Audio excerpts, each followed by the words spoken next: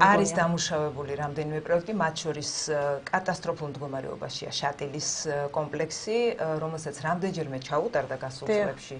მე მგონი სამჯერ თუ არ ვცდები, სხვადასხვა პერიოდში, საბჭოთა პერიოდიდან მოყოლებული წერტილოვანი, ასე ვთქვათ, გადარჩენითი სამუშაოები. შარშან წინაც 4 ციხესახლი გადაიხურა, იმიტომ რომ უბრალოდ წყალი ჩადიოდა და სავალალო მდგომარეობა იყო. ნაწილი ნაგებობების შეკრეს დროებითი ლითონის სარტყელებით, რომელიც არანაირად არ ითვლება, რომ ეს არის გადარჩენა. თუ მას არ მოყვება აუცილებლად გეგმა, როდის მოხსნიან ამ დროებიც და მერე რას ვაკეთებს და ესეთი გეგმები არ არსებობს ამ ეტაპზე. მარინემ თქვა, რომ ძალიან დიდი მნიშვნელობა აქვს ადგილობრივების ჩართულობას. მუცოს რეაბილიტაციას როცა ვიწყებდით, ადგილობრივების ინიციატივით დაიწყო. კონკრეტულად ერთი ადგილობრივი სპაატა შეთეგაურის, რომელიც თქვენი ერთობის საფეხნოს, ასე ვთქვათ, ერთ-ერთი დამფუძნებელია, რომელიც მოვიდა ჩვენთან როგორც არქიტექტორებთან, რომლებიც სწავლობთ ტრადიციულ საცხოვრებელს, თხოვნით გვერდშია სად იყო უსაფრთხო გადაადგილება სტუმრად ჩასულებისთვის და ტურისტებისთვის. ეს გიყვებით 22 წელია უკვე მაგ დღიდან გასული. პაატა რომ პირველად შემოვიდა ჩვენს, ასე ვთქვათ, სახელოსნოში და ჩვენ რო ჩავედით მუცოს ტურისტული მარშრუტის დასაკვალად, მივხვდით, რომ ეს არის საოცარი ძეგლი, რომელიც უნდა მარტო დაკვალვა არ უშველის ამას უნდა გადარჩენა.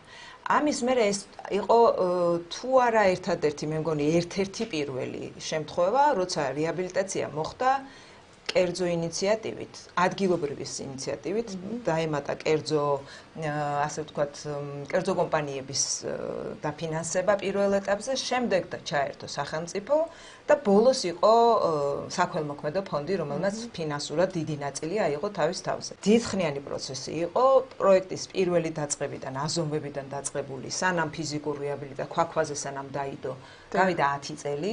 ხო ხვდებით რამხელა დრო ჭირდება რაღაცებს ქვეყანაში, მაშინ როცა ყოველი ზამთრის მერე ინგრევა იქ რაღაცები და 2014-ის მერე როცა ფიზიკური რეაბილიტაცია დაიწყო, 12 წელია უკვე გასული და ჯერ არ არის დასრულებული. თუმცა ევროპანოსტრას პრემია ჩვენ პროექტსაც აქვს მიღებული, მაგრამ რაში არის პრობლემა? უყურეთ, ისევ ნებაში სახელმწიფოს მხრიდან რომ ეს პროექტი დასრულდეს.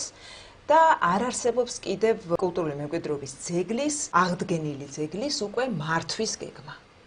აი ამაში ნამდვილად აუცილებელია საერთაშორისო სპეციალისტების გამოცდილების გაზიარება და მათი დახმარება, იმიტომ რომ ველოსიპედის ახლიდან გამოგონება რო არ მოხდეს.